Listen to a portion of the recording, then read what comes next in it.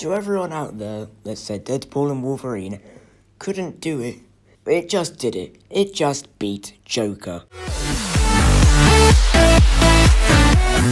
So there seems to be no stopping Deadpool and Wolverine. I mean, we're not dealing in speculation anymore. It's been out for basically 3 weeks, and we are now dealing in facts. And the facts speak for themselves. The numbers speak for themselves. You don't need to be a scientist or a smart man to say, listen, Deadpool and Wolverine is really winning. So let's take a look at these facts. Let's take a look at the numbers. I've got all the details for you. I'm going to walk you through just how successful this movie has become and why it has and where it could go next. Okay, so let's talk about this box office wise. So when you're talking about box office, you usually talk about the global intake when you add all your money up and then you get your final profit, your final total.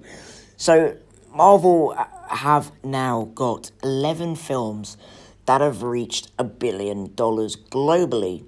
That's pretty impressive.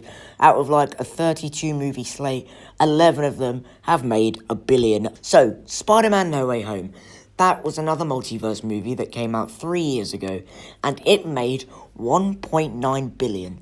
So, for devil's advocate, let's just round it up. Spider-Man No Way Home made $2 billion globally, and that is the top 7th movie in the world, in the whole entire world. But Spider-Man No Way Home, I want you to bear this in mind. Spider-Man No Way Home is a 12A. And I also want you to bear in mind that Far From Home made $1 billion in 2019. This is key, I'll tell you why. Joker. Okay, so Joker comes out in 2019, and it is, or it was, the number 38th biggest film in the world, and that made $1 billion. Now, the difference with Joker and Spider-Man, well, there's two differences. Number one, it's a different rating. Joker in the UK was a 15, or in America they call it rated R. So it was a rated R and Spider-Man was a 12. So a lot of kids are going to be restricted, by the law not to go see Joker.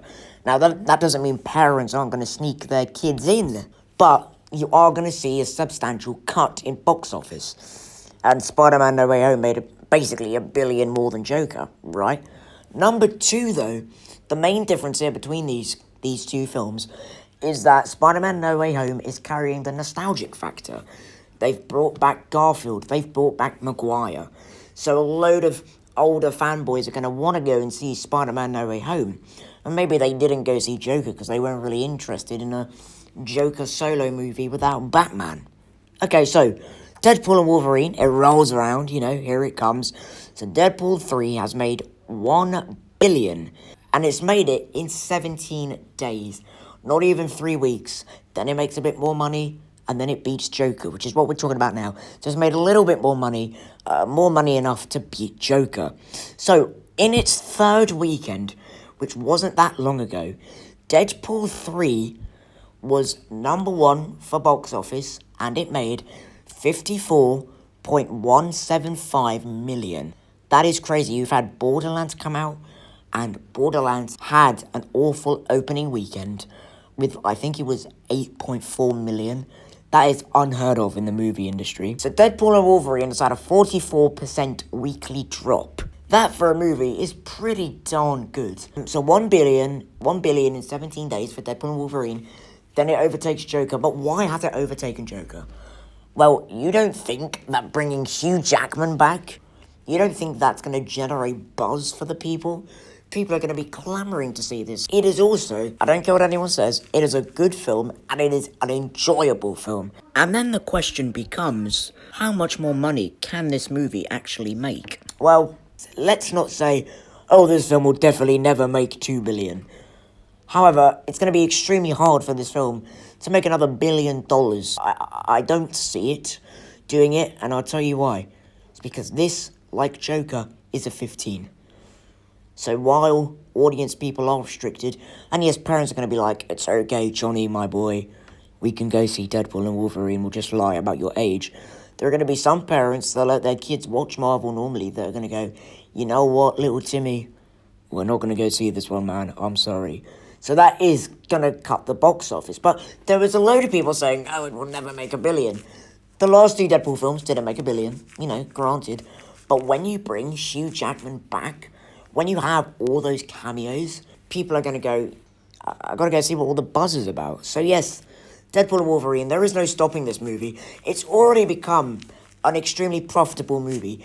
Marvel has already made back their money that they lost from the Marvels and made a bit more. Like, it's actually crazy. So this movie, very profitable. Will a Deadpool 4 happen?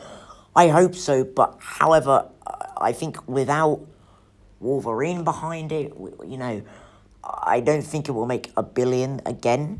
I think this is a once-in-a-lifetime thing for Deadpool. But right now, it is the #1 R-rated movie ever. And I am so happy it is. The only way I could see Deadpool 4 making $1 billion, if they do it, is like, maybe they do Deadpool and Spider-Man. Maybe you bring Spider-Man into that rated R zone, but would Sony let you do that? I don't know. Maybe you do another team up with a different hero and Deadpool, but would that work as well as a Deadpool and Wolverine team up? I don't know. I don't think so. But guys, what do you think about all this? I've rambled long enough. Let me know what you think about all of this good stuff down in the comments below. Thank you so much for watching. Bye-bye.